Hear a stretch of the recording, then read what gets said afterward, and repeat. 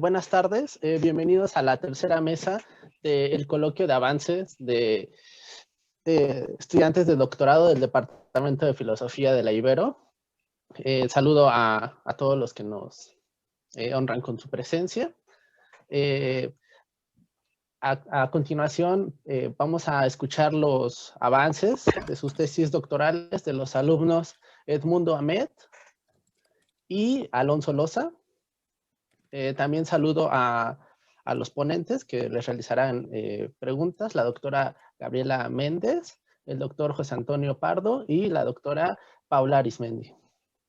Muy bien, en primer lugar vamos a escuchar al maestro Ahmed Edmundo Cervantes con su tesis, una conciliación entre el método ético formalista kantiano y la ética frenética aristotélica, hacia una ética analógica experimental fundamentada en una razón impura práctica o razón hermenéutica. Adelante, Edmundo. ¿Qué tal todos? Muchas gracias. Agradezco a todos los colegas presentes, a los organizadores. Voy a iniciar mi cronómetro, como buen kantiano, o bueno, no está el doctor Mendiola, pero él suele reprenderme porque me excedo. Así que, bien, voy a iniciar una presentación. Espero que se vea bien. El título de la ponencia no es el título de mi tesis propiamente dicha. El título de la ponencia es una conciliación entre el modelo ético formalista kantiano y la ética frenética aristotélica hacia una ética analógica experiencial fundamentada en una razón impura práctica o razón hermenéutica. Bien, pues ya teniendo mis votos aprobatorios y fecha de examen doctoral, en realidad no quiero mostrar una sinopsis, una visión sinóptica ni esquemática, sino quiero arrojar ya ciertas conclusiones a las que llegué ya con la tesis doctoral. Bien, inicio con el epígrafe de Hegel. Lo leo: la conciencia ética es tanto más completa, su culpa es tanto más pura, cuando ella de antemano conoce la ley y el poder a que ella se enfrenta, y toma ese poder por violencia e injusticia, por una casualidad o contingencia éticas, por un accidente ético, y como Antígona, comete a sabiendas el delito de enterrar a Polínice contra la orden del gobierno, que está en la Fenomenología del Espíritu, que Moisés en su ponencia ya lo mencionó rápidamente Antígona. Bien, inicio. Sófocles, en la tragedia Antígona, retrata cómo la hija de Edipo y Yocasta se encuentra ante el dilema moral, por un lado, de respetar la norma religiosa, consistente en proporcionar ritos funerarios adecuados a su hermano Polínices, que ha muerto por conseguir el trono de Tebas, y por otro, de respetar la ley jurídica que ha considerado a su hermano fallecido un traidor y enemigo del Estado, por la cual no debe recibir entierro alguno y su cuerpo, de forma innoble e indigna, ser dejado para el consumo de animales carroñeros. Este dilema moral, extraído del pensamiento griego clásico, es explicado por Paul Ricoeur en su ensayo intitulado Ética y Moral en los siguientes términos. Cito: desde la tragedia griega y en particular desde la Antígona de Sófocles, sabemos que los conflictos nacen precisamente cuando los caracteres obstinados se identifican tan por completo con una regla particular que se vuelven ciegos para cualquier otra. Es el caso de Antígona, para quien el deber religioso de dar sepultura a un hermano prevalece sobre la clasificación del hermano como enemigo por razón de Estado. Lo mismo le sucede a Creonte, para quien el servicio de la ciudad implica la subordinación de la relación familiar a la distinción entre amigos y enemigos. Fin de cita. Como ya había observado Hegel en El espíritu verdadero, la eticidad de la fenomenología del espíritu, Antígona pretende mostrar una aporía moral al momento de la aplicabilidad del formalismo a las situaciones empíricas concretas, representando la oposición entre dos deberes que se muestran legítimos: el de la familia, encarnado por Antígona, y el del Estado por Creonte, por lo que o se acata la norma formal y universal o se buscan respetar las determinaciones empíricas proporcionadas por la situación singular, sin la posibilidad de realizar ambas, cayendo en un conflicto ético. Guerra de valores o guerra de compromisos fanáticos, el resultado es el mismo, a saber, el nacimiento de una tragedia de la acción sobre el fondo de un conflicto de deberes. Bien, creo que hasta aquí queda planteado la cuestión que voy a desarrollar. Jesús Conil, un filósofo contemporáneo español de Valencia, de la Universidad de Valencia, en el capítulo 1, intitulado ¿Cómo compaginar las éticas de Aristóteles y Kant, de la parte 3, llamada Ética Hermenéutica Crítica, de su obra Ética Hermenéutica Crítica desde la facticidad, pretende ofrecer una solución a este conflicto de deberes, conciliando las éticas deontológicas que pretenden establecer deberes y principios formales universales y las éticas teleológicas interesadas en las experiencias morales particulares y el establecimiento de virtudes para la obtención de fines. Ahora bien, a causa de la generalidad abstracta y carente de contenido en la que se presenta la ley fundamental de la razón pura práctica, que Kant muestra en la crítica de la razón práctica, perdón, el imperativo categórico kantiano no ofrece un criterio para la concreción en el acto moral, siguiendo lo que expone Conil, a saber, la actualización y realización efectiva del concepto de deber, por lo que el equívoco en el que cae la propuesta kantiana es el de únicamente proporcionar un postulado abstracto como garante de la actuación, un deber absoluto inefectivo y carente de facticidad. Facticidad aquí lo retomo, Conil lo retoma a partir del concepto de Heidegger en Ser y Tiempo. Esto es, desde la vida misma, la vivencia determinada y el acontecer experiencial, el cual no puede fundamentar los juicios y los actos morales, la realización de los actos morales, puesto que no puede dar cuenta del deber dentro de las determinaciones empíricas concretas, particulares y singulares que se le presentan al sujeto moral en su vida cotidiana. Y cito a Conil: si las leyes universales de la razón práctica estuvieran basadas solo en una razón pura, concepto kantiano, por supuesto, serían inútiles porque carecerían de contenido. En la medida en que esas leyes han de tener contenido y ser aplicadas a la deliberación moral y a la acción, ambas condicionadas, no pueden ser completamente puras. En consecuencia, la razón práctica no puede tener contenido y seguir siendo pura, y si sigue siendo pura, no tiene contenido. Fin de cita. La propuesta moral de Kant, pues, no guarda una relación con la facticidad de la vida, con el mundo de la vida, que esto es un concepto que ya había arrojado el doctor Cuevas al inicio, este concepto del mundo de la vida, quedando sin una realidad efectiva, en vista de que solo posee universalidad y abstracción, sin ningún incentivo empírico, material y concreto, puesto que la ley fundamental de la razón pura práctica, al postular la exclusión de todo motivo material en la determinación del deber y su concreción en la actuación moral, convierte a la razón práctica en una razón moralmente alejada de la experiencia. Cito de nuevo a Conil: a mi juicio, habría que hermeneutizar la noción de ley moral mediante una razón experiencial. Aquí, ¿cómo podemos entender hermeneutizar? Contextualizar, llevar el concepto de deber puro, abstracto, general, a la situación particular y concreta. Fin de cita. La ley fundamental de la razón pura práctica no puede ni busca, por supuesto, no lo pretende, siguiendo lo expuesto por Kant, trascender la simple forma, siendo incapaz de instaurar un principio que determine el contenido en cuanto tal, por lo que el imperativo categórico no puede determinar los deberes singulares y particulares al querer prescindir de las condiciones que el mundo real, histórico y concreto impone al obrar.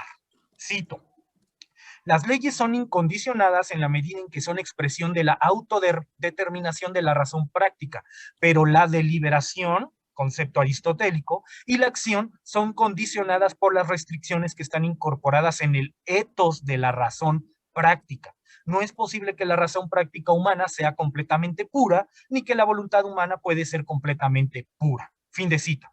Conil pretende acercar a la formalidad y abstracción kantiana a la ética fronética aristotélica, afirmando que el aspecto universal, el concepto de deber, exista, se actualice y se realice de forma efectiva a través de la mediación de lo particular, de lo singular, de lo condicionado, de lo fáctico en el sentido heideggeriano, considerando la necesidad de la existencia de principios que examinen el contenido del acto moral, pues de no ser así, se estaría tratando de principios abstractos, indeterminados, vacíos y huecos, puesto que una ética filosófica hermeneutizada y crítica solo es posible cuando se conocen los contenidos efectivos, es decir, las determinaciones empíricas para la concreción del acto moral mediadas por la frónesis. Cito: Se trata de descubrir la mediación entre hermenéutica, condicionalidad, historicidad, yo agregaría el aspecto contextual de los actos morales y crítica, incondicionalidad y universalidad. ¿Qué significa esto? No se busca superar a Kant, sino integrar el pensamiento kantiano a la filosofía aristotélica para comprender, continuó la cita, que una razón práctica condicionada históricamente es capaz de principios éticos incondicionados, que la facticidad de la experiencia y la reflexión racional se pueden dar unidas en las pretensiones de validez, concepto kantiano, que la validez para ser universalizable no tiene que ser pura, sino que puede ser histórica, práctica y práctica. Por tanto, y esto es importante, impura. Fin de cita. Esta conciliación entre el modelo ético formalista kantiano con la ética fronética aristotélica puede ser alcanzada mediante la propuesta de una razón experiencial impura práctica, concepto de Conil, la cual estipula que la actuación moral no solo debe realizarse a la luz de lo universal, el mandato universal, lo puro, sino también contando como referencia la situación contingente y particular, lo impuro, lo determinado, lo concreto, a saber, el fundamento empírico de los deberes singulares de los actos individuales, los cuales no pueden comprenderse e interpretarse únicamente con una razón pura, intelectualista y especulativa, como en Kant. Por lo que la reflexión ética debe conformarse y constituirse a partir de la facticidad de la existencia humana, del acontecer existencial, entrelazando indisolublemente los deberes formales, generales y universales con la racionalidad práctica que se desarrolla gradual y paulatinamente en la experiencia fáctica del mundo de la vida. Me voy a saltar esta cita rápidamente, porque me queda la mitad. Ahora bien, Mauricio Beuchot, en el capítulo llamado La construcción ética de su obra intitulada Ética, propone asimismo el entrelazamiento analógico de las éticas teleológicas y las éticas deontológicas. Lo cito.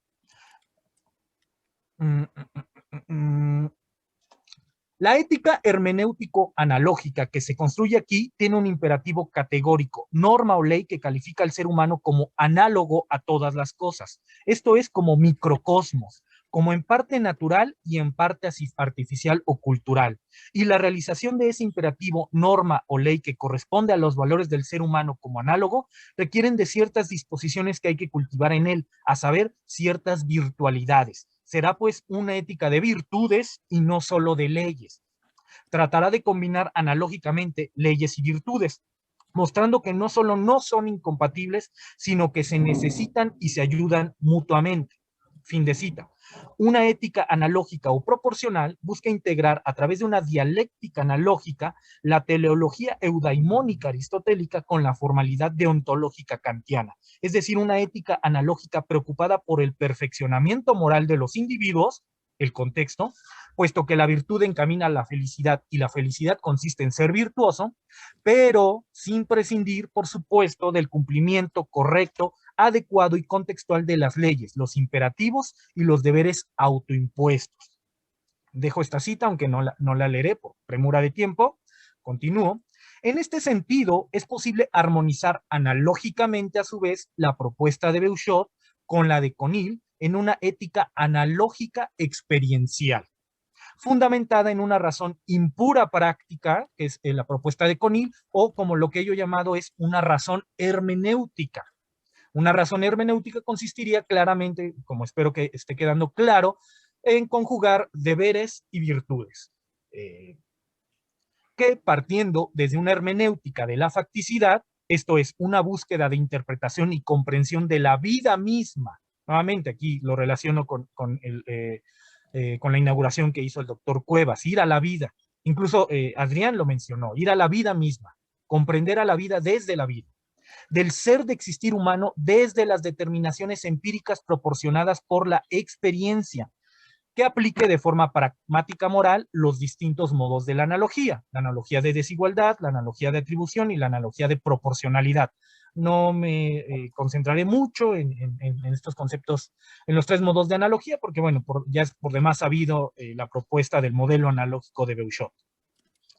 Al momento de la actuación. mediando proporcionalmente en primera instancia, que esto es muy importante, entre deberes o principios formales universales y contenidos particulares y singulares que encaminen hacia la acción virtuosa, y en segunda instancia, muy importante, se conforme como un conocimiento fonético de la realidad que busca prudente y proporcionalmente la excepcionalidad del deber universal y formal.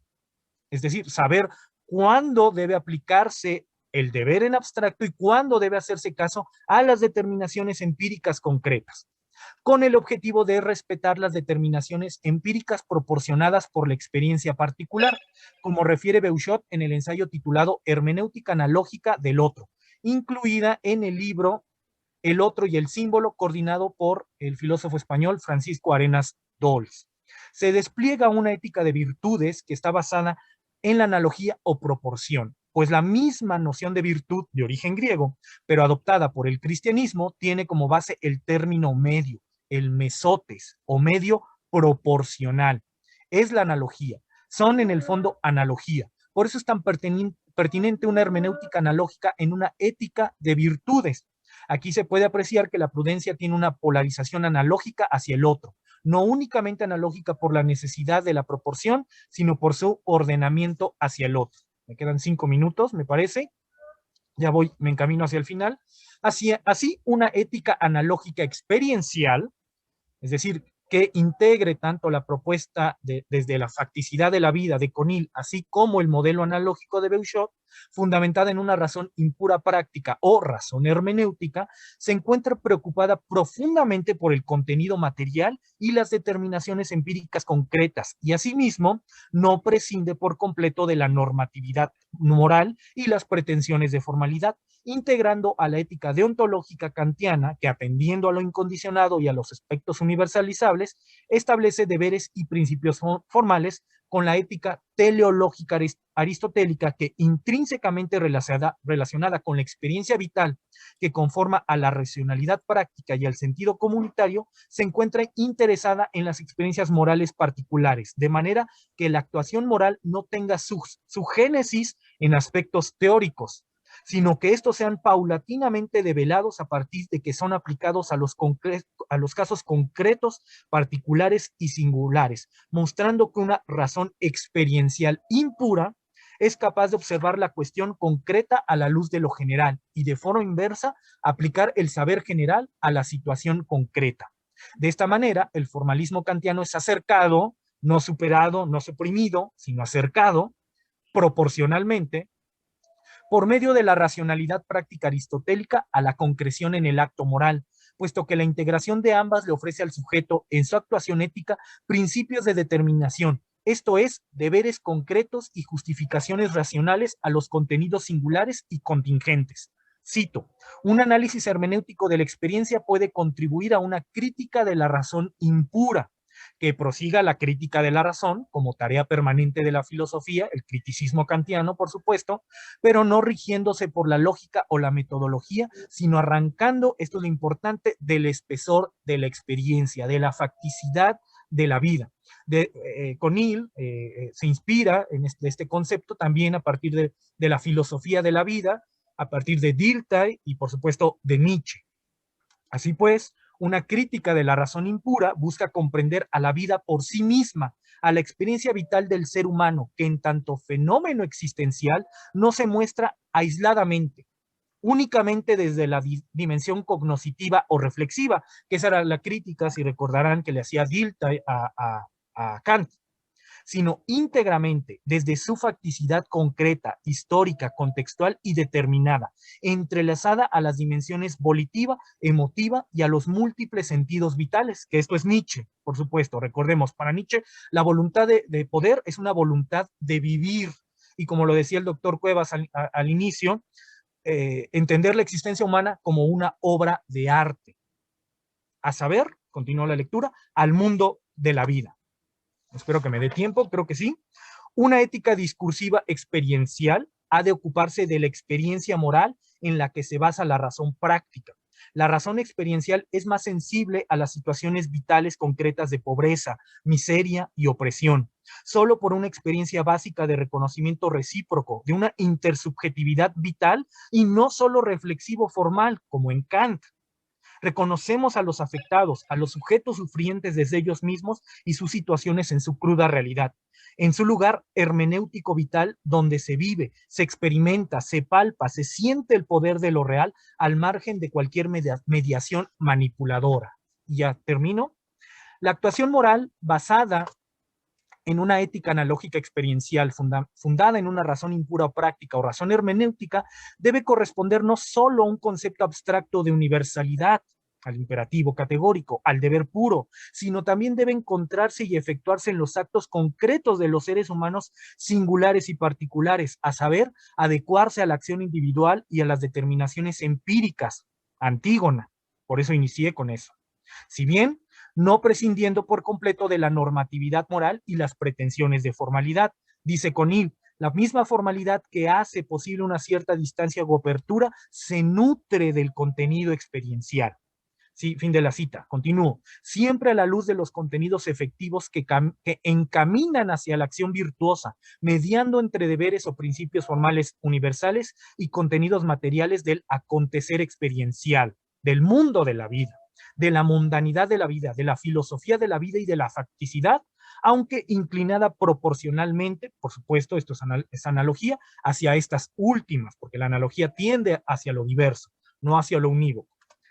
Eso es cuanto por mi parte. Muchas gracias. Muchas gracias, Edmundo. Bueno, ahora pasaremos a la ronda de preguntas. Le cedo la palabra a la doctora Gabriela Méndez. Adelante, doctora. Híjole, pues yo no vengo preparada para comentar el trabajo de Edmundo, pero me gustó muchísimo la presentación.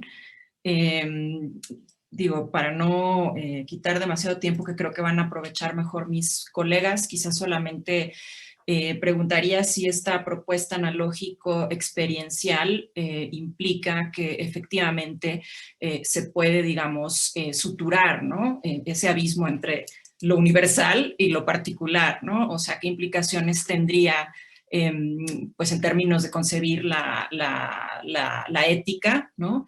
En términos, pues, racionalistas, a pesar de que tú dices que, pues, estamos hablando de una razón práctica impura, y eso me interesa mucho, creo que se va a conectar muy bien con, pues, con lo que va a plantear después Alonso.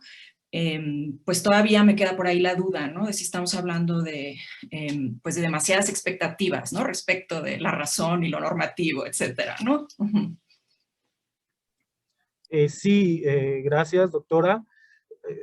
Sí, bueno, quizá las expectativas sean un poco altas, ¿no? Para una ética analógica experiencial, pero bueno, la idea es tender hacia eso. ¿Qué significa una ética analógica experiencial? Es tratar de no solo de tratar de comprender los problemas éticos o comprender la eticidad o la moralidad únicamente desde el aspecto racional, que bueno, pareciera que la crítica hacia Kant es esto, ¿no? La pura formalidad, la pura universalidad, sino tender en Nietzsche, por ejemplo, que donde en Nietzsche la crítica a Sócrates, que ya lo mencionaron, a este conceptualismo, a este racionalismo griego clásico, sino tratar de analizar la eticidad y la moralidad desde una perspectiva integral del ser humano. ¿Qué significa esto?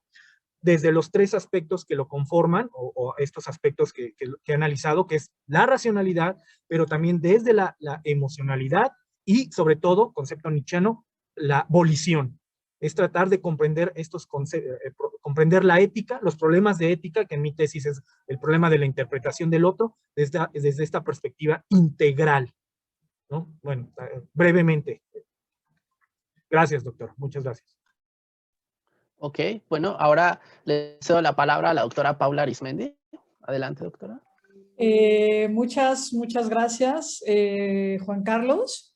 Bueno, la verdad es que yo lo que preferiría hacer es felicitar, bueno, antes que nada a Edmundo. La verdad es que hay ahí muchas cosas que podremos discutir más a fondo, bastante más. Pero bueno, dada la premura del tiempo, en realidad lo que me gustaría es darle la palabra al doctor Francisco Galán, precisamente porque pues él seguramente tendrá algunas dudas importantes y algunos comentarios que darte, Edmundo. Entonces, bueno, pues antes de estar yo más como organizadora, prefiero cederle la palabra a Francisco. Adelante. Ok. Adelante, doctor. Gracias, doctor. Bueno, pues muchos saludos a todos. Gusto en saludarles, gusto en verles. Edmundo, con la analogía pues se alude mucho a lo prudencial. Sin embargo, por ejemplo, en la analogía del ente te puedes cargar más a la univocidad o a la equivocidad. Si te cargas más en la ética hacia lo racional, pues estarías más cerca de Aristóteles. Tú ahorita mencionaste lo volitivo. Pero vamos a poner en Aristóteles, en Escolástica, la voluntad se concibe como un apetito racional. Y tú lo estarías contraponiendo como, digamos, Schopenhauer lo hizo, la línea de Freud también lo haría, Nietzsche, estarían pensando en la voluntad como algo separado de la racionalidad. ¿Tú crees que te tienes que cargar más hacia algún lado o de veras quieres mantener una posición como de justo medio ecuánime? Gracias, doctor. No pensaría ya el término de voluntad como separado, como sí lo haría Schopenhauer, sino aquí siguiendo la perspectiva de Jesús Conil, pensarlo como aspectos intrínsecos, inherentes al ser humano. El aspecto racional, el aspecto emocional y el aspecto volitivo. Su pregunta es tender hacia cuál aspecto. A eso es a lo que me refiero con una razón hermenéutica. Es una razón que contextualiza, es decir, hacia dónde debemos tender depende el contexto, depende la situación, depende el problema moral, depende el problema ético. Nuevamente retomo Antígona. Aquí está la discusión entre cumplir el aspecto religioso de Antígona, de enterrar a su hermano, que ese es el aspecto particular y la situación concreta, y Creonte, que representa la ley jurídica, la ley del Estado. Dependiendo del contexto, pues tenderemos en ocasiones un poco más a lo racional, en otras hacia lo emocional y en otras ocasiones hacia lo volitivo. En Antígona pareciera que tendríamos que tender un poco más hacia lo emocional, ¿no? Pero bueno, para tratar de responder su pregunta brevemente, depende el contexto, depende la situación, hacia dónde debemos tender proporcionalmente. Gracias, doctor. Muy bien, pues muchas gracias. Muy bien, ahora para finalizar esta ronda, le cedo la palabra al doctor José Antonio Pardo. Adelante, doctor. Hola, ¿qué tal? ¿Qué tal a todos? Edmundo,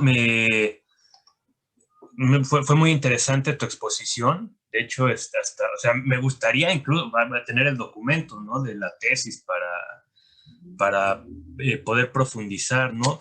Porque a partir de tu exposición me aparecen un montón de dudas y de sospechas, ¿no? Mi sospecha principal es que hayas tenido éxito en llevar a cabo la conciliación que estás anunciando. Porque a mí me parece que lo que estás exponiendo pues no es una conciliación, sino es una liquidación. Estás liquidando la ética kantiana. Es decir, por más que tú dices, no, bueno, se trata de armonizar una con otra, yo no veo ninguna armonía ahí. Yo más bien veo que te estás inclinando a favor de una postura, digamos, aristotélica, lo cual me parece que está bien, porque yo comulgo con ella, justamente frente a la postura kantiana, ¿no? Pero, o sea, insisto, me gustaría entrar más a tu trabajo, porque a partir de tu exposición, digo, yo no veo conciliación, lo que veo es más bien una defensa de la postura kantiana en contra de la postura kantiana, ¿no? Y solamente quisiera señalar unos puntos más en concreto de por qué esta impresión. Hay muchas cosas que en realidad no me quedan claras. Por ejemplo, cuando tú hablas de, bueno, esta conciliación tiene lugar en la medida en que hermeneutizamos, ¿no? el deber. Y dices, bueno, hermeneutizar el deber significa contextualizar el deber. No me queda clara esta tesis, porque, digamos, yo la puedo entender a un nivel metateórico, a un nivel teórico. A un nivel metateórico es interesante, porque es justamente lo que la base del argumento de Anscombe en contra de la ilegibilidad del concepto de deber, ¿no? El argumento de Anscombe es que en realidad el concepto de deber, tal como ha sido trabajado por los filósofos kantianos y los utilitaristas, es un concepto descontextualizado. ¿En qué sentido? En el sentido de que en realidad el concepto de deber presupone la idea de un legislador divino. Dice, esta idea de un legislador divino ya no tiene sentido en el mundo moderno, pero sin embargo se conserva la idea del deber. Pero dice, una idea de un deber moral en ausencia de un legislador divino no tiene sentido. Ajá. Entonces, digamos, eso sería justamente, digamos, entendería a nivel metateórico esta hermeneutización del deber diciendo, en términos wittgensteinianos, tenemos una expresión que se fue de vacaciones. No es decir que ha perdido su sentido, pero que ha seguido siendo utilizada y sobre la cual se han montado un montón de filosofía que no es más que confusiones, ¿no? Bueno. Entonces, ese es un punto. Ahora, desde el punto de vista ya no metateórico, sino teórico, pues, entonces no me queda claro entonces qué significa hermeneutizar o contextualizar el deber, porque es justamente eliminar la idea de deber moral, ¿no? Por ahí mencionaste casi al final una idea que me pareció interesante, apoyándote en Beuchot. Dices, bueno, de lo que se trata es de algo así como fronetizar, ¿no? El deber, ¿no? Es decir, utilizar un criterio prudencial para saber cuándo se debe usar el criterio de deber moral universal, cuándo no, etcétera, etcétera. Ahora, en realidad, esto, digamos, esta exigencia de fronetizar, ¿no?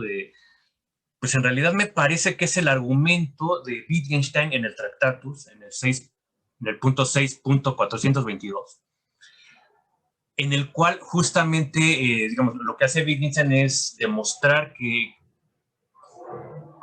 la moral es inefable, porque justamente aparece esta aporía, es decir, Wittgenstein señala, en realidad para que tenga sentido el concepto de deber, es necesario complementarlo con este criterio prudencial, pero en la medida en que se complementa con un criterio prudencial, entonces ya desapareció como deber, ¿no? Por eso justamente mi impresión es que no se logra advertir la conciliación. Simplemente me parece que lo que estás diciendo es rechacemos el concepto de deber. Insisto, a mí me parece perfectamente legítimo. A mí, yo estoy convencido de que el concepto de deber moral no tiene sentido.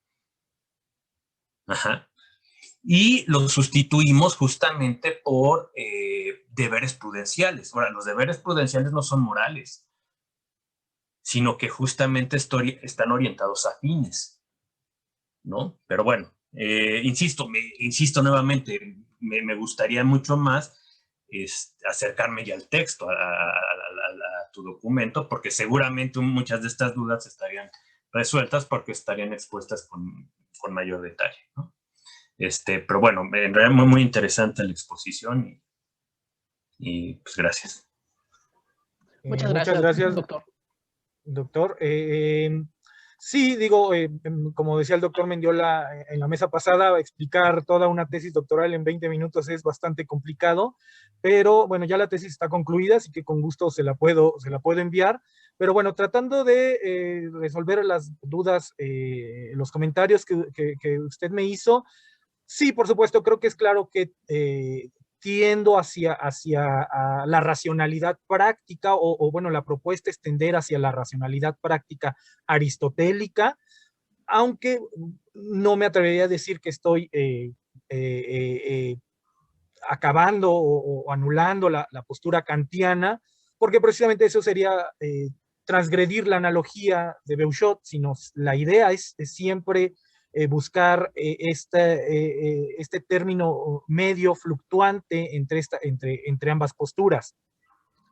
Y bueno, esto de si el deber ya no requiere un legislador, bueno, digo, no había profundizado, no había pensado en esa postura, tendría que reflexionarla un poco más, pero bueno, algo que el doctor Galán no me permitió poner en la tesis, no es cierto, doctor, fue el teocidio nietzscheano. Creo que sí tendríamos que partir de una idea de que ya no existe un legislador que fundamente el deber, pero que sigue siendo de cierta manera una idea regulativa que debemos tener con respecto a nuestras actuaciones morales.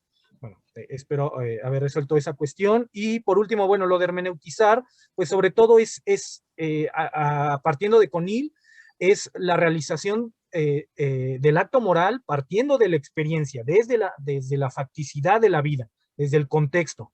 Espero que haya quedado claro ese punto. Pero bueno, eso sería todo por el momento para no quitar el tiempo a los demás. Muchas gracias, doctor. Muchas gracias, Edmundo. Bueno, ahora pasamos a la segunda ponencia del día de hoy, a cargo del maestro Alonso Loza, que lleva como título La medusa de Constantino con olor a tlahuili, visión y conversión en Pablo, Eusebio y Diego de Valadez. Adelante, Alonso. Hola, ¿qué tal? Buenas tardes a todos. Bueno, pues muchas gracias por la organización de este espacio, pues, para presentar nuestros avances. La forma en la cual yo opté por presentar algo de lo que estuve trabajando durante este tiempo en el doctorado fue más bien extraer una parte de la tesis en la cual se presenta de manera, digamos, creo más o menos breve y con una cierta metodología de uso de imágenes, una de las formas en las cuales la antigüedad está presente en mi análisis, ¿no? Y la forma en la cual yo asumo de algún modo el uso también de las metáforas y las referencias a la antigüedad para el planteamiento, pues, de la filosofía en la actualidad, al menos en lo que estuve haciendo en la tesis doctoral, ¿no? Entonces, como el uso de la antigüedad, el uso de las imágenes de la antigüedad también, y en general la forma compleja quizás que exige para la metodología de la historia del pensamiento y para el pensamiento mismo también, pues estos cruces, ¿no? De metodologías y de disciplinas. Entonces, casi nunca en la vida utilizo PowerPoint porque no es lo que más me encante, entonces voy a presentar y si me atoro por ahí, pues una disculpa. A ver. Sí, mira, sí. Ahí está. Ya. Bueno. Esta imagen, pero se ve así lo de agregar título y ver estas cosas, ¿verdad? Les digo que nunca utilizo PowerPoint para mis clases, entonces. Ahí está, ¿no? Esta imagen, si se puede ver, es un grabado de la retórica cristiana, que es el texto en el cual se concentró sobre todo mi investigación, ¿no? Entonces, yo decidí darle el nombre a este grabado, que no necesariamente tienen nombre los grabados, como ven solamente, no, creo que aquí no se alcanza a ver del todo, es que está en la parte de hasta abajo del grabado, pero creo que en este formato no se alcanza a ver, está la firma muy pequeñita de Diego Valadez, pero es todo lo que tenemos. Lo que sí se ven son anotaciones, ¿no? Las letritas que nos están dirigiendo la mirada, nos están indicando cómo tenemos que leer el grabado, ¿no? En la parte de abajo del hábito del misionero se ve una A minúscula, una beta por ahí, una G, algo que parece una B o una H. Por acá arriba en las montañas una E mayúscula, una D mayúscula también. Bueno, son las indicaciones de cómo se debe leer este grabado. Es algo muy común en siglo XVI. Bueno, comienzo... bueno, antes. Una de las cosas que dice Valadez en la descripción de este grabado, la descripción de lo que él está intentando comunicar a través de este grabado en la retórica cristiana, ocupa varios párrafos. Me llevaría todo el tiempo nada más leerles la descripción del mismo Valadez del grabado. Entonces nada más les voy a leer una partecita, digamos como epígrafe a la presentación. Un religioso fortificado, no con armas, sino con un crucifijo. Religiosum armis sed Christi crucifixi signum munitum. Los estudios al respecto de la cruz en Mesoamérica son múltiples y pueden comenzar con el análisis de la cruz maya y el uso retórico que de dicho símbolo precortesiano se hizo, por ejemplo, en la labor de lucha ideológica criolla contra el privilegio peninsular durante el siglo XVI, así como con los intentos previos que desde el siglo, privilegio peninsular durante el siglo XVII, así como con los intentos previos que desde el siglo XVI se hicieron en torno a esta reivindicación. Si quisiéramos tratar, sin embargo, la potencia de dicho signo en el mundo precristiano del Mediterráneo, deberíamos recordar que es con una que se logra abrir el movimiento y la orientación cósmica en el proceso de creación del mundo por parte del demiurgo platónico. La intensidad deíctica de la cruz es innegable. No obstante, es otra dimensión de la agencia espectral de la cruz la que nos interesa aquí, una específicamente cristiana. La historia de la leyenda de la Vera Cruz es parte fundamental de la del Imperio cristiano. Por supuesto, tiene su comienzo con Constantino. Miremos de acuerdo con la historia oficial según Eusebio, a pesar de que con creces se ha discutido, no sin irrisoria pasión historiográfica, la veracidad del autor de la historia eclesiástica y de la vida de Constantino, quien, como insiste Agamben, obtuvo el magnífico título de peluquero, friseur, de la peluca teológica del emperador, gracias a Overbeck. Según la orientada historia de Eusebio, Constantino, muerto su padre y firmemente establecido en la parte del imperio heredada, después de varios éxitos militares contra los bárbaros incivilizables, decide sanar el cuerpo entero del imperio y recobrar Roma de las manos de Magencio. Poco se dice allí, por supuesto, de la tetrarquía y de todos los ardides muy romanos que llevaron a Constantino después al poder monárquico del imperio. Ante dicha tarea, Constantino, en duelo, está atribulado con respecto a qué dioses elegir para que le otorguen su apoyo sobrenatural, puesto que está claro que hay dioses que ayudan al tirano pagano con maléficos encantamientos mágicos. Constantino opta por el dios de su padre, que tantas muestras ostensibles de poder había dado. Entonces empezó a invocarlo en sus oraciones, suplicando e impetrando que se le manifestara quién era él, y que le extendiera su diestra en las circunstancias presentes. Mientras esto imploraba, aquí ya estoy citando de Constantino, perseverante en sus ruegos, se le aparece un signo divino, todavía no esa parte, del maravilloso, al que no sería fácil, un signo divino del todo maravilloso, al que no sería fácil dar crédito, si fuera quizás otro el que lo contara. Esta anotación de Eusebio es muy importante, de Eusebio en la vida de Constantino, porque dice, si quizá otro fuera el que lo contara, pues nadie lo creería, pero si es el emperador victorioso, el que mucho tiempo después, cuando fuimos honrados con su conocimiento y trato, nos lo comunica, ratificando mediante el juramento la noticia a nosotros que estamos redactando este relato, ¿quién podría dudar? Como para no fiarse de lo que referimos, en especial cuando los mismos hechos posteriores establecieron con su testimonio la verdad de lo narrado. En las horas meridianas del sol, cuando ya el día comienza a declinar, dijo que vio con sus propios ojos en pleno cielo, superpuesto al sol, un trofeo en forma de cruz construido a base de luz y al que estaba unido una inscripción que rezaba, con este signo vence. Aquí nada más les adelanto estas pinturas, ahorita explicaré un poco más, volvamos a la otra. Con este signo vence, ¿no? El pasmo por la visión lo sobrecogió a él, y a todo el ejército que lo acompañaba en el curso de una marcha y que fue espectador del portento. Y decía para sus adentros, se preguntaba desconcertado, ¿qué podría ser la aparición? En esas cavilaciones estaba, embargado por la reflexión, cuando le sorprende la llegada de la noche. En sueños vio a Cristo, Hijo de Dios, con el signo que apareció en el cielo, y le ordenó que una vez se fabricara una imitación del signo observado en el cielo, se sirviera de él como de un bastión en las batallas contra los enemigos. Y ahí termina finalmente la larga cita de Eusebio, la cruz de luz que se vuelve monograma del nombre de Cristo.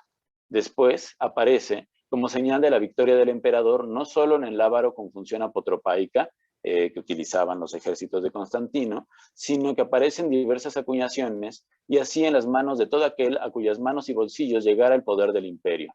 Se trata del famoso crismón, que se torna blasón del gobierno imperial de Constantino y sus hijos.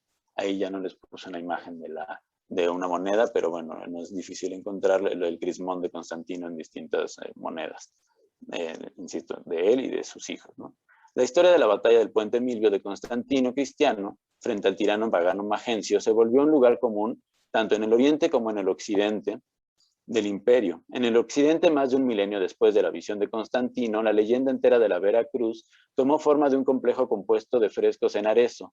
Se trata del resultado de una historia milenaria que comienza con el crismón en las monedas de Constantino y su limpieza de la potencia icónica de la cruz al asociarla a la victoria y al disociarla de las capas bajas del imperio, aquellas a las cuales estaba destinada la crucifixión, aniquilación real y simbólica. Los tópicos de los frescos son el origen en las semillas bajo la lengua del cadáver de Adán, del que creció el árbol que después de milenios daría lugar a la madera de la cruz, la visión del emperador, que ahorita veremos, esta es la visión del sueño, la visión nocturna, y esta es una reformulación de la visión diurna, ¿no? Pero ahorita explico un poco más. Se trata del resultado de una historia milenaria. Perdón, esto ya se ve. Los tópicos de los frescos, decía, son, bueno, lo del árbol, la visión del emperador, la inventio de la cruz por Santa Elena, madre de Constantino, y las pugnas por el control de Jerusalén, a lo largo del Imperio Bizantino. La saga entera de la leyenda de la Vera Cruz, según le dio forma Santiago de la Vorágine en la leyenda dorada en el siglo XIII, es representada magistralmente en la capilla de la familia Bacci de la Catedral de San Francisco en Arezzo, como decíamos, a inicio de la segunda mitad del 480 por Piero de la Francesca. Y bueno, esta es una de las representaciones. Esta me interesa especialmente por el poder, digamos, espiritual que tiene la cruz, que se alcanza a ver en la mano de Constantino, ¿no? Todos están, por supuesto, con vestimentas y gestualidad propia del Renacimiento, del primer Renacimiento, pues, del siglo XIII, y claramente el poder es en contra de lo que en ese momento es el bárbaro, que son los turcos, ¿no? O, bueno, simplemente el mundo musulmán del Oriente, que está cada vez configurándose ideológicamente como el nuevo otro de la civilización latina occidental, ¿no? Bueno, continúo un poco. Debemos a Avi Warburg un análisis minucioso de estos frescos que hasta finales del siglo pasado, décadas después de la muerte del gran historiador del arte, fueron restaurados. Es por eso por lo que Warburg, de hecho, no se basa en los frescos, sino que echa mano de las acuarelas del pintor y grabador alemán, de principios del siglo XIX, Johann Anton Alban Rambout, quien hizo una serie de acuarelas in situ basadas en los frescos de De la Francesca. Warburg se centra en el de la batalla de Constantino, que es este, y nos muestra cómo en toda la saga, pero especialmente en esta pieza, De la Francesca actualiza la leyenda entera y el poder de la cruz con su momento histórico específico, por lo que Bizancio presenta aquí su petición de auxilio contra el terror turco, emblematizando en la leyenda de la cruz, que era uno de los gloriosos títulos religiosos de la primera casa imperial cristiana. Warburg señala, por medio del análisis de la ropa y la gestualidad, pathos formel por excelencia, que la representación de la Francesca de la escena de la batalla del puente Milvio hace patente el sentido en que se entendía el poder de la imagen de la cruz y su función en la relación del occidente con el oriente bizantino. Desde principios de la Baja Edad Media, el mito de la imagen victoriosa del imperio cristiano comenzó a revisitarse con el auge de las cruzadas. Recuperar Jerusalén y proteger Constantinopla, Bizancio, se volvió parte fundamental de la saga de la Vera Cruz.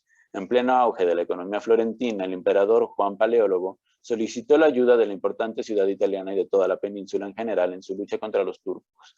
La saga de la Francesca es una de las formas icónicas con que se promovió la campaña del Papa Pío II en forma de cruzada para ayudar al emperador bizantino. Florencia, por su conveniencia comercial, no apoyó a Bizancio, llevando al fracaso del último proyecto de unificación religiosa de Europa, la unificación de la Iglesia griega y romana. El Cinquecento depararía más bien un segundo cisma, como bien sabemos. Para Barbour, esta escena de propaganda papal muestra cómo el pánico terror de Medusa nace, ahí estoy citando a Barbour, nace de la mano de Constantino, un Perseo cristiano que dispersa a las hordas turcas. Incluso sin los cabellos en forma de serpiente, la pequeña cruz conserva todo el terror de la cabeza de Medusa de Perseo. Este efecto espiritual transforma la escena de batalla en un misterio del alma. Ahí termina la cita de Barbour. Para comprender este efecto espiritual misterioso, es importante destacar que la historia de toda la Vera Cruz, desde la obra de Eusebio, está inmersa en la cuestión de la legitimidad de la visión. Eusebio dedica líneas enteras para justificar, hoy falazmente en el sentido historiográfico, este relato fundacional.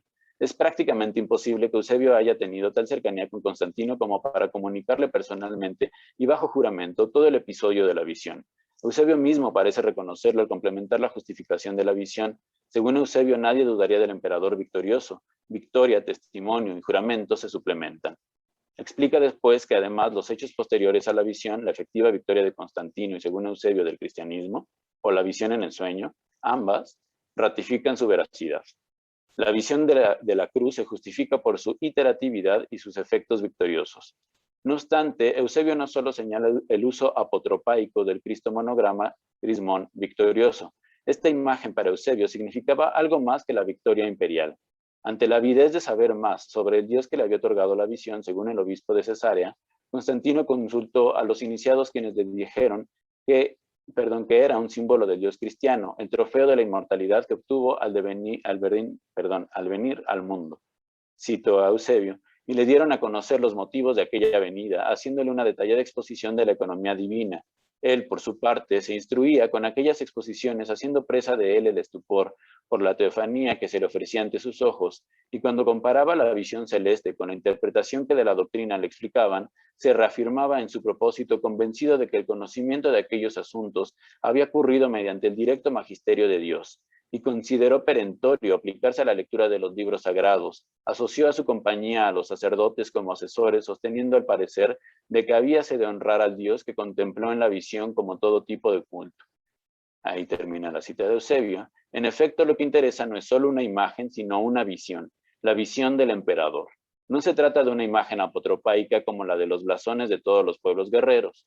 Se trata, antes que nada, de una visión que convierte, no sin estupor producto de la teofanía, a un sujeto y con él todo un mundo, un misterio del alma. Por medio de la visión, la imagen adquiere otro poder y otro modo de iterabilidad.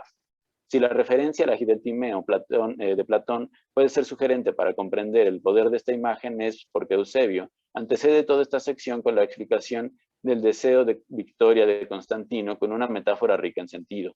Constantino, al dirigirse a Roma para lograr el control del imperio entero, cito nuevamente, concebía todo el globo terráqueo como un gran cuerpo, fin de cita.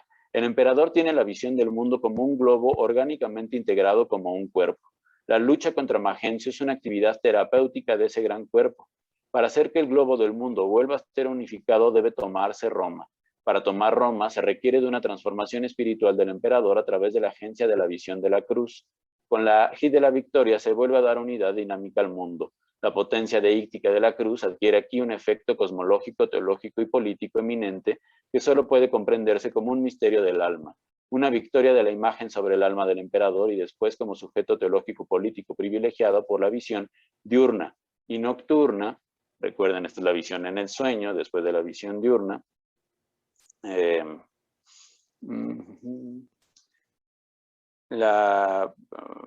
Perdón, me perdí. Aquí la visión le da al emperador la posibilidad de un mundo nuevo unificado por una persona dignificada por la visión, la cual se legitima por su iterabilidad.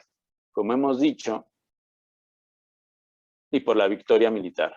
Unificar el mundo a través de la agencia imperial guiada y empoderada por la visión de la cruz. Unificar la cristiandad por medio de la agencia ideológica de la pintura. La cruz en la cristiandad tiene por objeto reunificar y reorientar el universo. Una de las formas en que el arquetipo del político militar cristiano apareció en la conquista nos lleva, como era de esperarse, a Hernán Cortés. Ya concluiré haciendo la referencia a la interpretación de este grabado con base en la historia que les he contado de Constantino, ¿no? Una de las formas, decía, en que el arquetipo del político militar cristiano apareció en la conquista nos lleva, como era de esperarse, a Hernán Cortés, quien según Bernal Díaz del Castillo, como parte de sus preparativos para la empresa en las nuevas tierras descubiertas, además de dispendiar todo su dinero en Ajuares, mandó a hacer estandartes con las armas reales y cruces con la leyenda Amici sequam mur crucem et sinas fidem habemus, vere in hoc signo vincemus. Les leo como aparece en la versión castellana.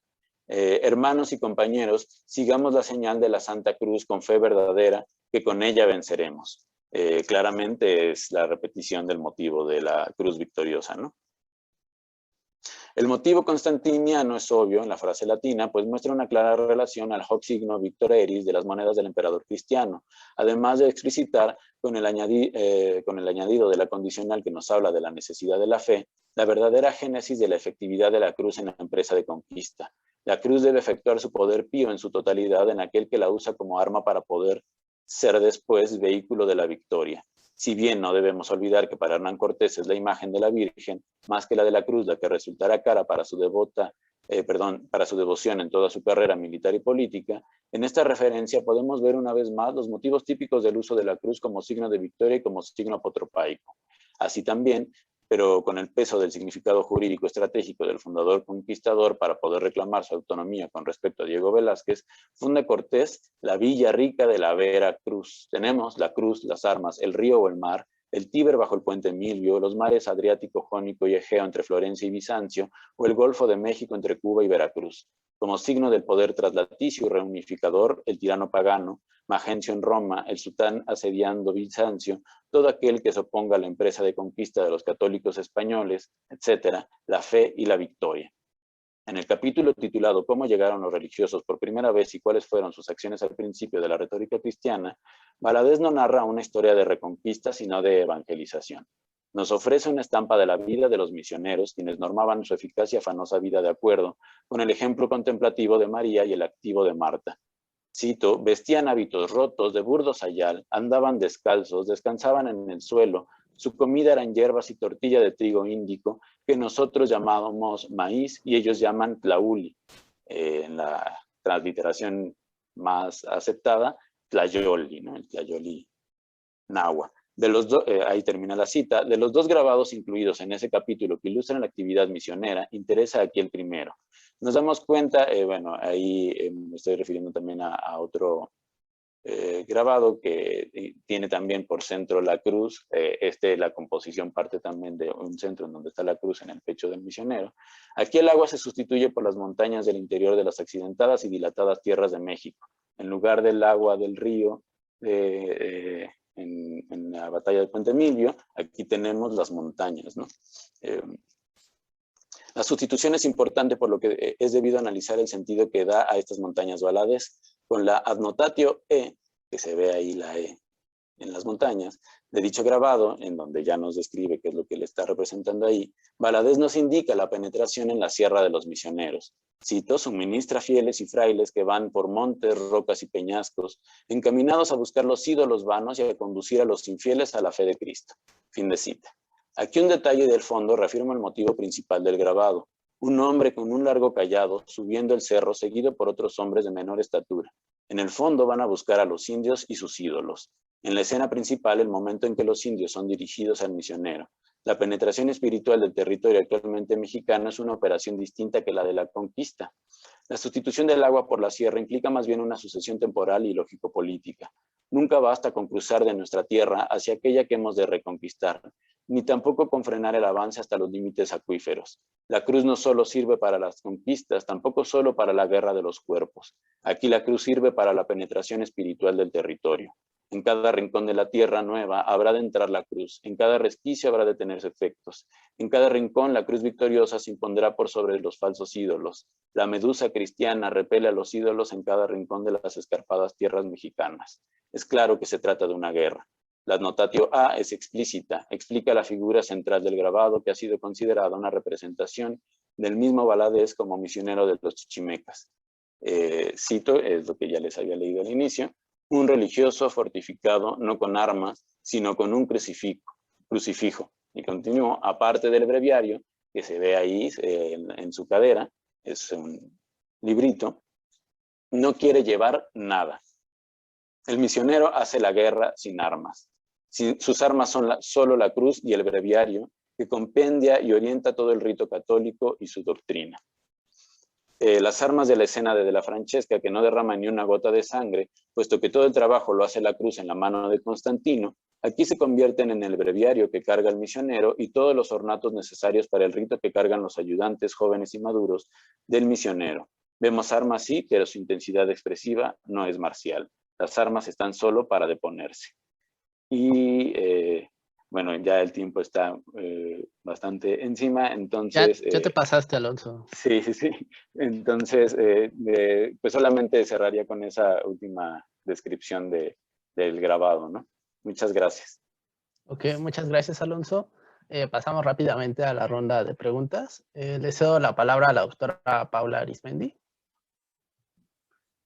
Muchas gracias. Ay, creo que me salté a Gaby.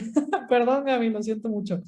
Pero bueno, yo en realidad no quisiera tardarme mucho porque ya sé que estamos un poquito por encima del tiempo. Pero bueno, Alonso, la verdad es que veo que tienes una investigación que ya está muy trabajada, que ya prácticamente estás listo para tu examen doctoral y me da muchísimo gusto. Creo que a lo largo de 4 años has podido elaborar una investigación con una voz muy específica. Y en ese sentido, yo en realidad lo que quisiera es hacerte una pregunta muy rápida, sobre todo porque, bueno, no conozco muy a fondo tu investigación, pero noto esta labor de filigrana de ir trabajando en torno a las imágenes, en torno a las representaciones pictóricas y simbólicas, que de alguna manera están mostrando una cierta cosmovisión y que en ese sentido pues vuelven interesante el mundo que quieren representar.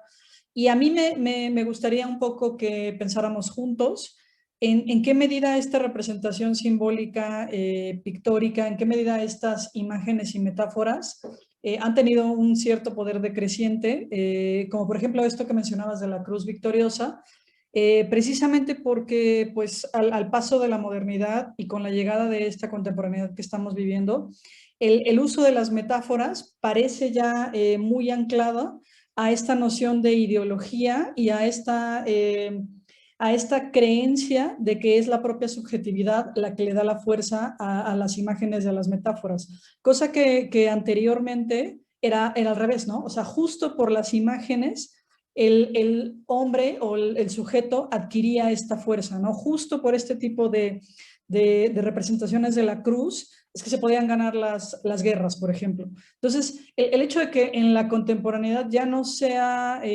posible esto, digamos que me genera un poco de preocupación, ¿no? Porque hay una cierta imposibilidad de dejar de reconocer que ya sabemos que nuestro propio uso es lo que le da el poder a las imágenes y a las metáforas y no sucede al revés, ¿no? Digamos que es esta especie de efecto placebo que una vez que sabes que es un placebo, ya no te es posible darle este propio poder a las imágenes y a las metáforas. Entonces, bueno, ¿qué dirías tú al respecto con respecto a esto de este poder decreciente de las imágenes y de las metáforas? Gracias. Pues, así que voy a contestar con una imagen. Porque, bueno, es justo la imagen con la que comienzo la tesis y es un poco como pretexto para responder como el planteamiento en general, ¿no? Sí, ya compartí bien, ¿verdad? La imagen. Sí se ve ahí un astronauta, ¿verdad? Bueno, pues es Buzz Aldrin desplegando el Solar Wind Collector, ¿no? Entonces, es como la primera imagen de la NASA. Claro que está ahí la bandera, pero finalmente el centro está en el despliegue de un dispositivo que se presenta como un lábaro, pero es un lábaro científico de la paz, del avance de la ciencia, de la humanidad, etcétera. Pero bueno, naturalmente es un despliegue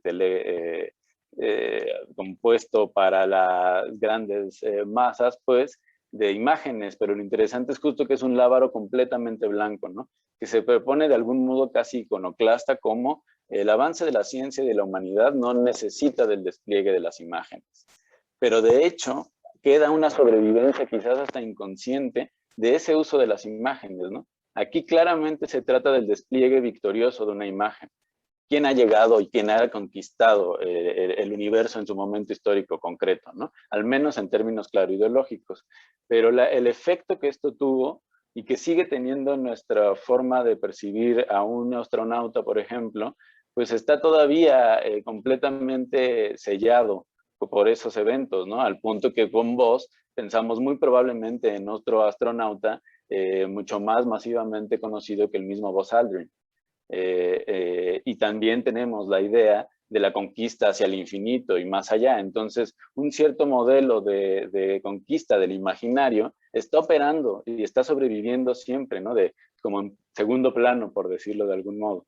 Entonces, allí justo las metodologías de una historia del arte crítica quizás, pero también una historia de la numismática, si se quiere, y en general los cruces transdisciplinares que exigen entender la singularidad de las imágenes, pues, nos llevan a reconocer también las sobrevivencias que están operando mucho más allá de las determinaciones racionales que podamos tener con respecto a nuestra vinculación con las imágenes, ¿no? Son estos patos Formel de los cuales habla Warburg, que por ejemplo alguien como Ludueña Romandini, actualmente filósofo argentino, lo que él recupera de Warburg lo llama la estructífera ciencia, una ciencia basada en la demonología antigua, en donde se asume, digamos, que de hecho las imágenes, entre otras cosas, tienen efectos en nosotros que nosotros no podemos controlar, ¿no?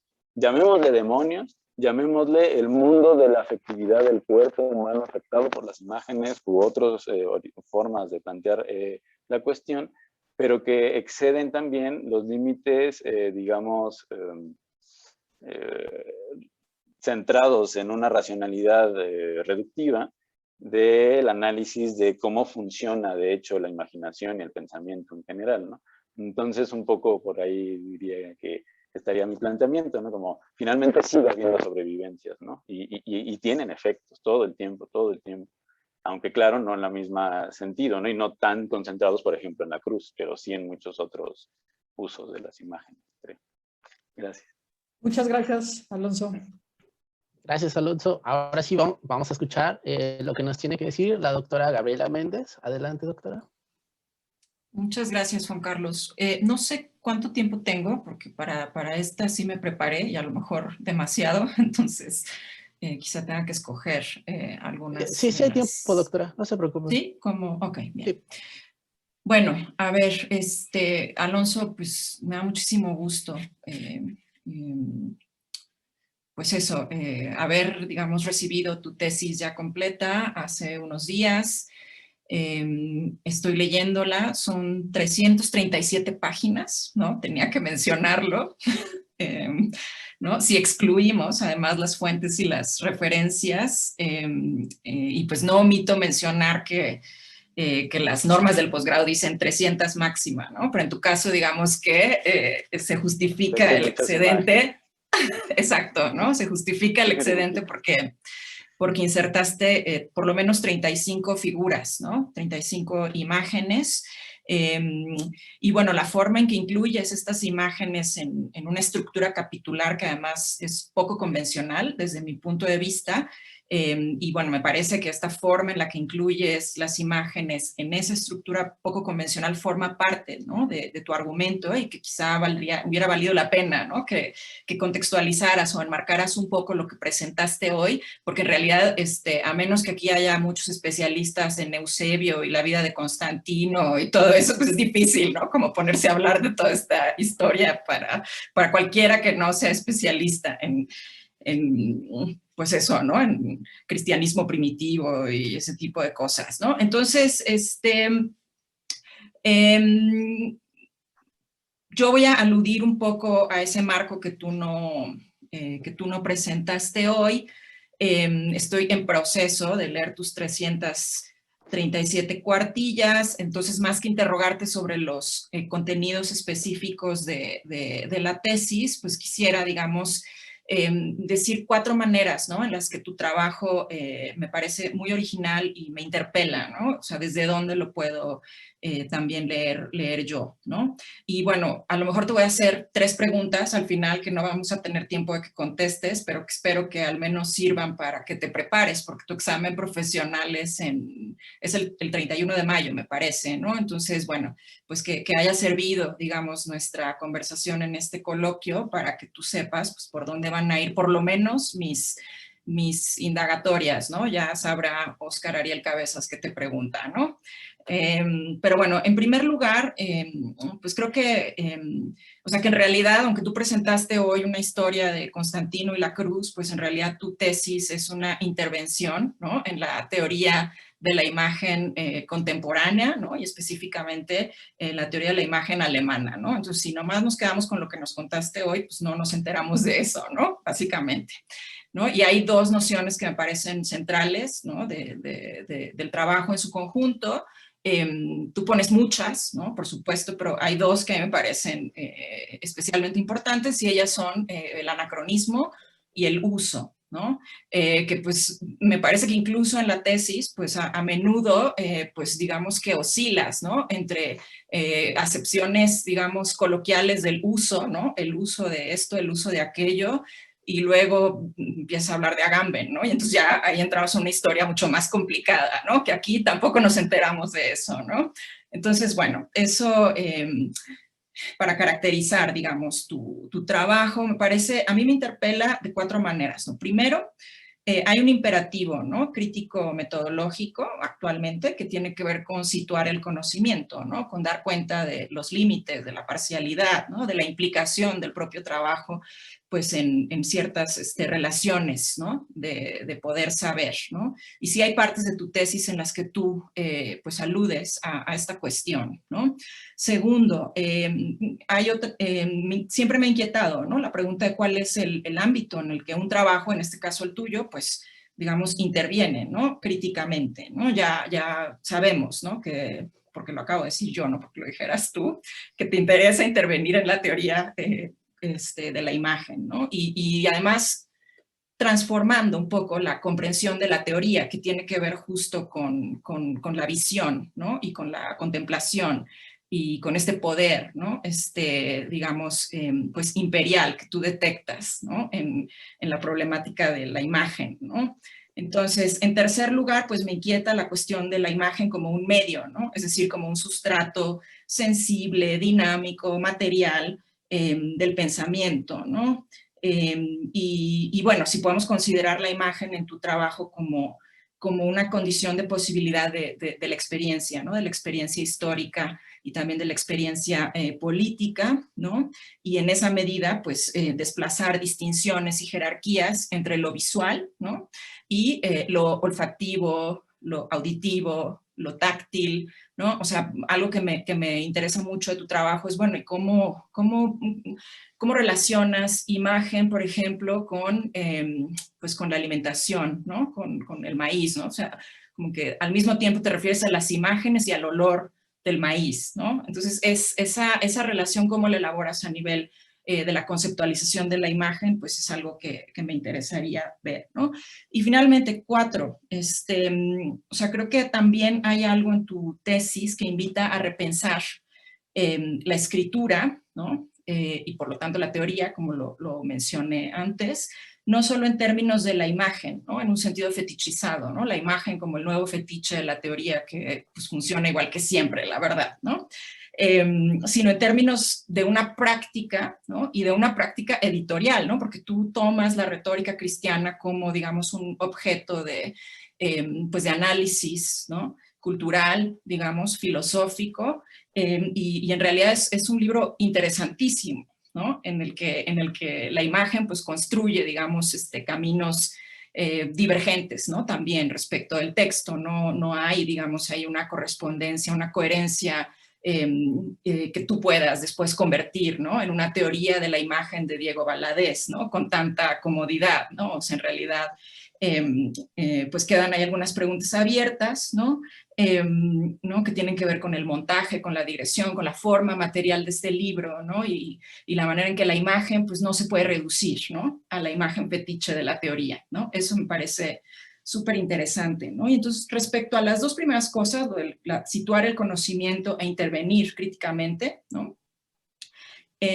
Pues eso, me gustaría saber, ¿no? Si tu tratamiento de Diego Valadez como un teórico de la imagen, porque así nos lo presentas, en un anacronismo deliberado, tú dices, este es un anacronismo en el que yo estoy, digamos, incurriendo de manera deliberada, es parte de la propuesta metodológica, crítica que estoy elaborando con esta tesis, ¿no? Para llegar a señalar aporías en el campo de la teoría contemporánea de la imagen y de la memoria, ¿no? Eso es lo que tú nos ofreces hacer en la tesis.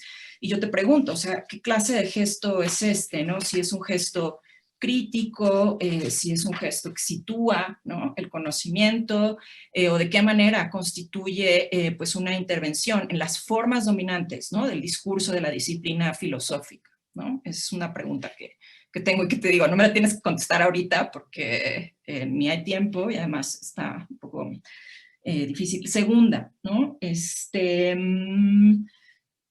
La cuestión de la concepción medial de la imagen. Me gustaría saber de qué modo se hace presente en esa teoría de la imagen que tú le atribuyes a Valadez, ¿no? Cómo exactamente se articula, ¿no? En tu trabajo esa teoría valadesiana de la imagen con la noción de uso de Agamben. O sea, es algo que efectivamente no se trata de esto, el fragmento que nos expusiste hoy, pero que creo que sí sería importante decir, bueno, pues el argumento más general es este, ¿no? Y se ve de esta manera en todo esto de la cruz y Constantino y demás, ¿no? Y finalmente, pues, tampoco me la tienes que contestar hoy, ¿no? O sea, me gustaría saber si se podría considerar a Diego Valadez, más que como un teórico de la imagen, como un editor de la memoria, ¿no? Y si una hipótesis tal podría llegar, pues digamos, a formularse sin reducir, digamos, esta práctica editorial de Valadez a lo que tú llamas en tu tesis una antropotecnia, me parece, ¿no? Y digamos que no es bueno esto de la antropotecnia, ¿no? O sea, yo entendí que tú luchas contra la antropotecnia, ¿no? De algún modo. Es decir, producción técnica de humanidad, ¿no? O sea, es un poco, y es la crítica, digamos, que haces del uso imperial de la imagen, ¿no? Entonces, bueno, yo necesito más tiempo para leer con lupa tu megatesis, ¿no? Entonces, discúlpame si no te pude así hacer una pregunta más aterrizada en la cruz y todo eso, pero bueno, como estoy leyendo y tratando de entender cuál es el contexto, el argumento general, ¿no? En el que presentas esta historia, pues te quería avisar, ¿no? De por dónde van a ir mis preguntas, ¿no? En 3 semanas más o menos, ¿no? Sí, muchísimas gracias. Pues en primera, estos señalamientos me ayudan justo a pensar en cómo plantear el examen quizás, y como también estar prevenido, ¿no? Y me sirve muchísimo. Entonces, pues muchas gracias, doctora, y también a los organizadores justo pues por este espacio para poder hacer esto, ¿no? Que nos permite pues preparar unos mejores exámenes, creo. Entonces, pues digamos que solamente haría quizás el comentario general, que sería que querer plantear a Valadez como pues sí, teórico de la imagen tiene que estar cruzado sí con la idea de la memoria, y entonces estaría completamente de acuerdo con decir que Diego Valadez es un editor de la memoria, ¿no? Y lo que no quitaría, que también puede ser o implica eso, ser un teórico de la imagen, en el sentido de que la codificación y decodificación de la memoria condiciona la imaginación y también la percepción, ¿no? Entonces, está todo cruzado, ¿no? La fantasía antigua, por decirlo, toda ella cruzada con la intelección misma, ¿no? Entonces, en ese sentido, la edición, la codificación, incluso la edición en términos como curatoriales, pues, de las imágenes, la disposición de las imágenes, etcétera, están todas allí imbrincadas, ¿no? También el olor, también el uso del saumerio, la disposición espacial de la capilla abierta, etcétera, ¿no? La ciudad memoriosa, ¿no? Toda la disposición de la ciudad debe estar como un espectáculo para que los cuerpos se codifiquen y codifiquen su entorno de una manera, ¿no? Entonces es como un proyecto que explota en todo lo material en torno a nosotros, ¿no? Y en esa medida, digamos, la idea casi es como intentar usar a Valadez como un muñeco de ventrílocuo, excepto que al hacer eso, lo que estamos haciendo es cayendo completamente en la teoría del uso de Valadez, ¿no? Que es hacer uso de lo que sea con tal de convertir. Entonces, ese es el reverso que intento estar todo el tiempo señalando, ¿no? Hacer uso de la filosofía, que es la idea con la que comienzo la tesis, no solo de las imágenes, ¿no? Sino de la filosofía misma para la vida cotidiana. Es la idea que extrae de Gregorio Valadez. Hacer uso de la filosofía para la vida cotidiana. Y de ahí es el despliegue en todo lo material, ¿no? Para la codificación de lo sensible, del cosmos. Pero bueno, pues ya muchas en el examen gracias. intentaré plantear más cosas. Gracias. Gracias. Ahora vamos a escuchar las observaciones del doctor José Antonio Pardo. Adelante, doctor. Bueno, pues, digamos que me quedé así, de qué onda, ¿no? Retomando lo que dijo Gabriela, pues sí hace falta mucho de contexto para ver de qué va esto, ¿no? Y bueno, yo decía, bueno, hace falta ser especialista en Constantino y Eusebio y demás. No soy especialista, pero pues algo sé, ¿no? O sea, algo sé de cristianismo primitivo. Insisto, no soy especialista, pero sí algo le sé. Y aún así, pues la verdad es que o sea, la exposición fue súper interesante. O sea, en verdad era, wow, qué interesante, pero vaya, no logré realmente entender el sentido de la tesis. Ya ahorita con la discusión que tuviste con Gabriel, ya más o menos como que empiezo a tener una idea de dónde va, ¿no? Pero ahorita está muy remoto, ¿no? Entonces lo único que puedo decir es eso. La verdad me hizo súper interesante, ¿no? Todo lo que mencionaste, pero bueno, ya ahorita, bueno, es que es una teoría de la imagen, además, ya como que le empiezo a encontrar un poco de sentido al asunto, pero en tu exposición sí me quedé así como que, bueno, y esto era, digamos, ¿y cuál es la tesis? ¿No? O sea, ese era como mi punto. Esto está muy bien, pero ¿y la tesis cuál es? ¿No? Insisto, ya ahorita con la discusión ya me queda un poquito más claro, ¿no? Pero bueno, dado esto, pues la verdad es que no tengo mayor preguntas porque o sea, me llegó muy desubicado y solamente decir que me parece un trabajo muy interesante, ¿no? No sé si, o sea, yo creo que sería quizá una buena oportunidad para que de manera muy breve, Alonso, en respuesta a lo que acaba de decir el doctor Pardo, digas, a ver, mi tesis es esta, ¿no? Sí. Creo que sería. Sí, pues igual y les comento en general como la tesis, en 2 minutos intentaré, y cómo se coloca ahí este específico pasaje, ¿no? Que les leí sobre la medusa de Constantino.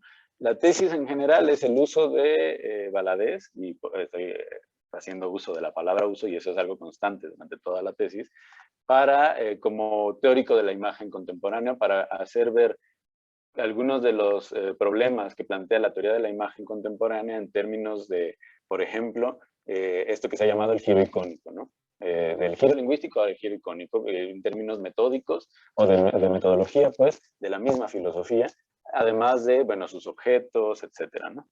Y cómo se da el tratamiento de estos objetos. Entonces, tratar de ver en ese sentido, pero como teórico contemporáneo a Valadez, Valadez es un fraile franciscano del siglo XVI, probablemente nacido en Tlaxcala, probablemente mestizo, probablemente no, sino que esto también era un poco a donde iría un poco esta cuestión de la imagen que les presento como central en la presentación del día de hoy, la medusa de Constantino con olor a tlauli, el que trae la imagen muy probablemente sea el mismo Valadez representándose a sí mismo, ¿no? Entonces la idea de, al tratar de hacer uso de Valadez, un objeto de la historia cultural mexicana, como teórico de la imagen, nos vemos confrontados con una crítica de las bases para hacer una historiografía del arte, una historia del pensamiento, etcétera, porque ni siquiera podemos dar cuenta de su singularidad.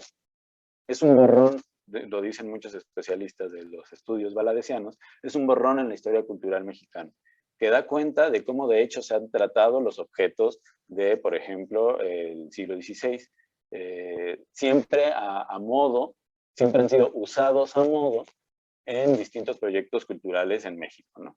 Entonces, en ese sentido, es plantear la problemática que implica recurrir a la historia en general, pero también, por ejemplo, a los filósofos, porque el mismo Valadez, digamos que su teoría de la imagen que se presenta en la retórica, si es que me creen que es un teórico de la imagen, en la retórica cristiana, comienza poniendo en cuestión el uso mismo de la filosofía.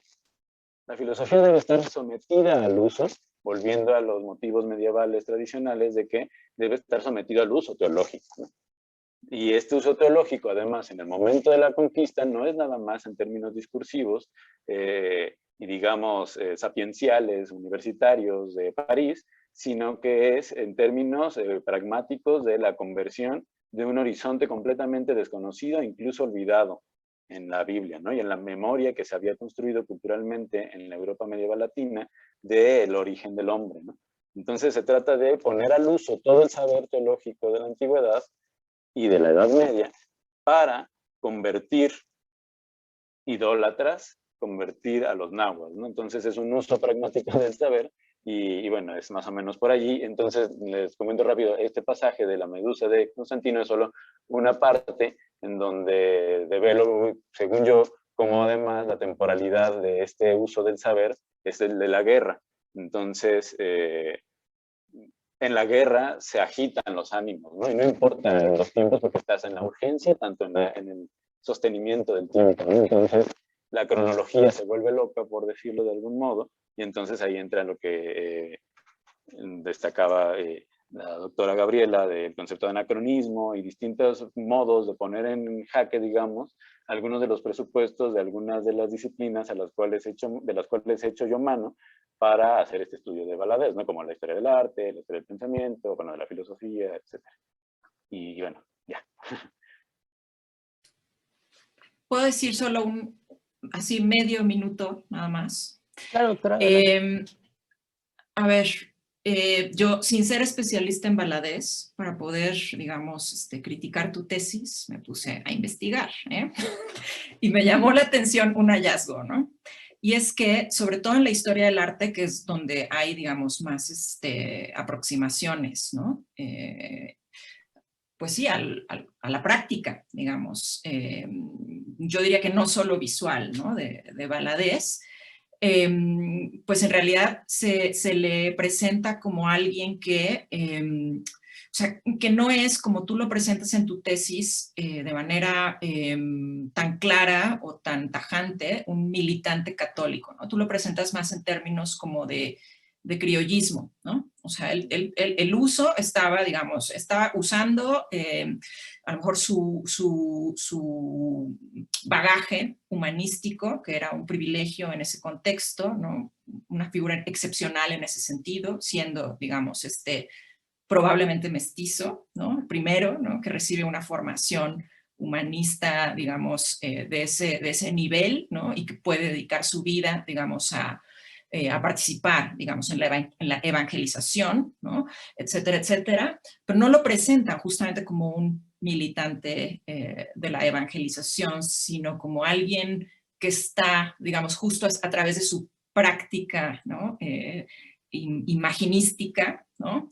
En realidad diciendo cosas, digamos, contradictorias, ¿no? De manera, pues ya sabes, ¿no? O sea, como con toda esta idea que tenemos en México de ¿cómo lo llaman?